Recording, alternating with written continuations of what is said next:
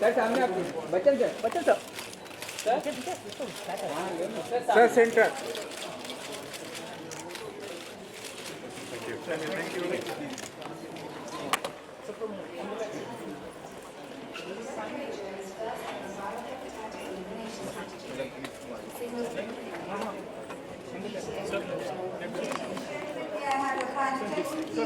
I request Honourable Chief Guest, Honourable Minister of State for Health and Family Welfare, Government of India, Ms. Amitabh Bachchan, Dr. Poonam Ketapal Singh, Regional Director, WHO South Indian Region, and Shri Amitabh Bachchan to kindly sign the pledge board and show the support for the cause, please.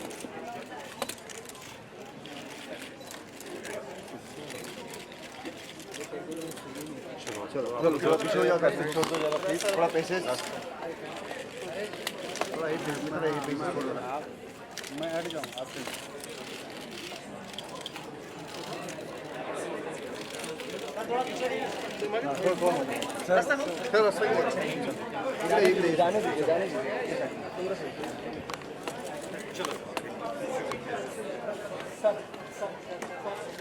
May I request our distinguished dignitaries to kindly be seated on the stage, please.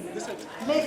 Amitabh Patel, Honourable Minister of State, Ministry of Health and Family Welfare, Government of India. Amitabh Bachchan, Dr. Poonam Ketapal Singh, Regional Director, WHO Southeast Asian Region. Dr. Jagdish Prasad, Director General Health Services, Government of India. Dr. Hank Benningham, WHO Representative to India, Dr. S.K. Sari, Director Institute of Liver and Biliary Sciences, Dr. Godfrey Henshaw, Director Hepatitis,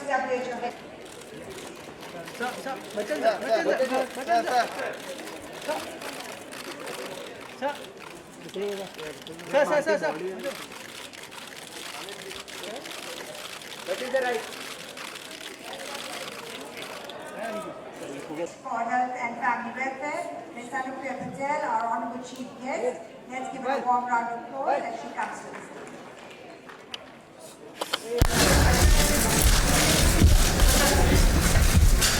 Let's give her a warm round of applause and let's give everyone a round of applause, ladies and gentlemen.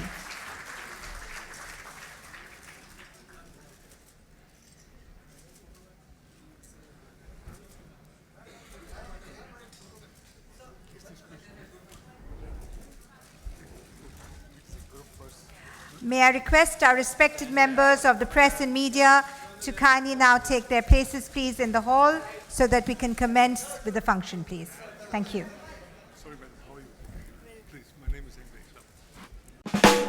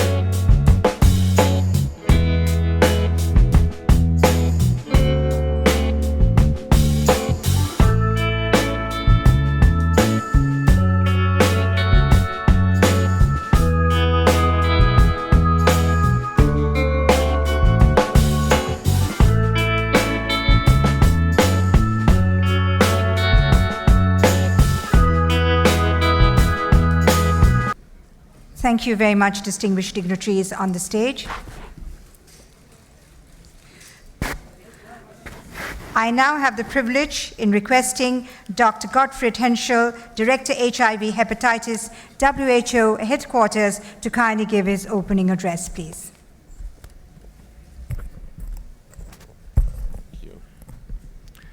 Excellencies and honorable guests, ladies and gentlemen, all protocols observed. It is my distinct pleasure and honor to address you at the World Hepatitis Day global event here in India. I bring greetings.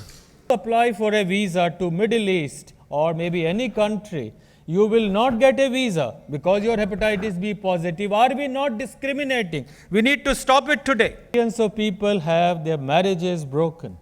And I remember how I came in hepatitis B field, and I remember you might have listened to this story. In 1990, I saw a person whom I treated for hepatitis B and we failed. He was a senior bureaucrat. He had 2 kids, 5-year and 7-year-old. 4 or 5 years.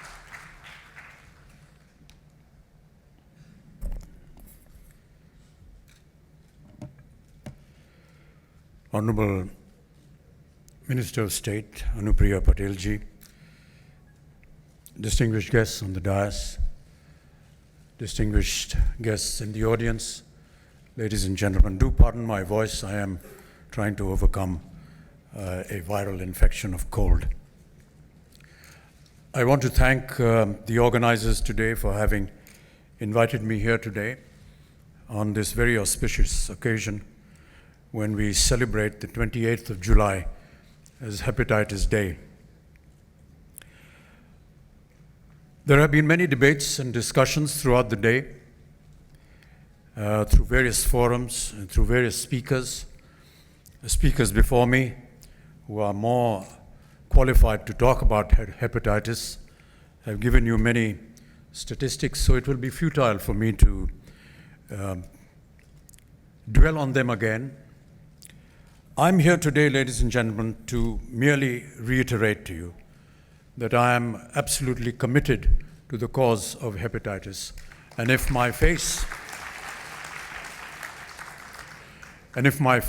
and my voice can propagate what we need to do towards removal, or at least the detection of this terrible disease, I am there with all the agencies that are now committed to work towards this cause. How this all started has a small story which was hinted upon by Dr. Serene in his very emotional appeal here, when he talked about an example of a porter who was denied a job in the Middle East because of the fact that he was diagnosed with hepatitis B. I raised my finger not just to the fact that I happened to play the role of a porter in one of my films, but in 1982, ironically, for the same film, during the course of an action sequence, I injured myself, and there were many bottles of blood that were required for my recovery, including bottles of blood and platelets. It amounted to almost 60. And we had around 200 donors, and I thank them for it, because had it not been for their contribution, I may not have been standing here in front of you today. But unfortunately, one of the donors was carrying the Australian antigen hepatitis B virus, which went into my system. From 1982 onwards, I recovered from the terrible accident, and I thank the doctors of Breach Candy Hospital for my recovery. But during the year 2000, and some years into it, through my family doctor, Dr. Barwe, through a random test that I went through, he discovered that I had indeed been infected by hepatitis B, and that 75% of my liver had been damaged. Ladies and gentlemen, I stand before you operating on just 25% of my liver. What is known in medical terms is I am a patient of acute cirrhosis of the liver, something that is normally associated with people and alcohol, but I am a non-alcoholic. I just felt that if I was able to propagate to the masses of this country through what I had been through personally, then it would be a very noble cause that I was taking up. I also took up the cause of tuberculosis because, unfortunately or fortunately, I'm also a tuberculosis survivor. In the year 2000, I was, quite by accident and by Dr. Barve, diagnosed for tuberculosis in my spine. And we went through a course of medication and I recovered. I want to reiterate here and say strongly that people that are unaware of having themselves diagnosed regularly, religiously, may perhaps, as Dr. Barve had just mentioned in his speech, be carrying a virus which they are unaware of. Diabetes is another ailment that I work for. Diabetes, hepatitis, they are all silent killers. We are unaware of their presence in our body, and before we know it, it is too late for any kind of action to be taken. My appeal to all of you, and through the various programs that I hope will be designed by the World Health Organization, by the Government of India, I shall be able to propagate this fact that it is most important that all of us become aware of the fact that we need to be going in for some kind of diagnosis, some kind of tests, to at least know what our body contains, and if we are unfortunate enough to have this virus within us, then to assure you that a treatment is there, it can be done, and you can be cured. There are wondrous drugs that are coming out now, and I was speaking to our dear friends here who were talking to me about some modern drugs that have been now brought out in Switzerland, where the repair to the liver and perhaps repair to the disease is possible. I'm very happy to hear that. I hope that I shall be getting some of those doses myself because I need it. And I also want to say that there are various programs that the government does, and I'm happy that there are very capable and able representatives of the Government of India here with us today. We need to have a very concerted program, ma'am, to put the program of hepatitis on a more definitive basis. There are lots of budgets, and there has been talk before me on how much money needs to be put. Dr. Serene put it very ably, comparing the amount of budgets required for roads and for using just 1% of that for hepatitis. But really, we need to have a designated amount of budget put across towards hepatitis so that we can all work towards its eradication. The government of Maharashtra has a wonderful scheme where they help and work along with what is commonly known as the Anganwadi. These are housewives that help in the delivery process when women are pregnant and about to deliver. I think it would be a wonderful idea, and if there are people from the government of Maharashtra here today, if they can include this process of how to educate these Anganwadis in hepatitis and give them the opportunity that when they give and help a lady at their birth, to also administer to them or teach them or educate them at least that they must have the vaccination done which can prevent their child from getting hepatitis. There are many schemes of the Government of India which I notice and which I work for, whether it be Swachh Bharat, whether it be Beti Bachao, Beti Padhao. And I notice that there's some kind of a similarity in a lot of what happens. Dr. Prasad mentioned about Swachh Bharat, and as you know, which the speakers before me have educated you, that hepatitis A and E are waterborne viruses, and they can be prevented provided we have a clean atmosphere. And that goes along with what Swachh Bharat means. Education, and education particularly for the Beti, is very important. I've always maintained, and so have many other great philosophers of life, that when you educate a man, you educate an individual. When you educate a woman, you educate an entire family.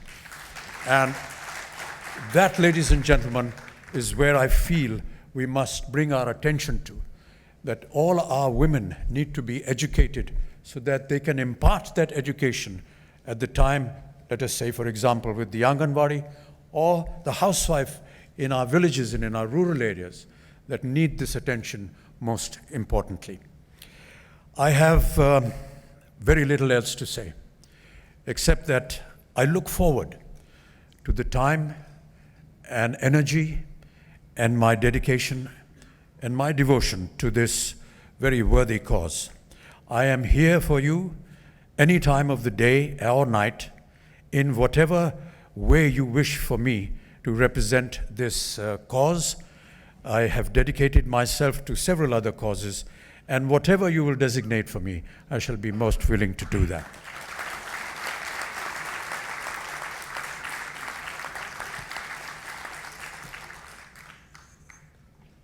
I wish to thank all the organizers today, and I wish to say that may there be many such occasions when we can all meet and discuss and leave our impressions, because many a times people come and talk and go away. Perhaps that implies for me as well.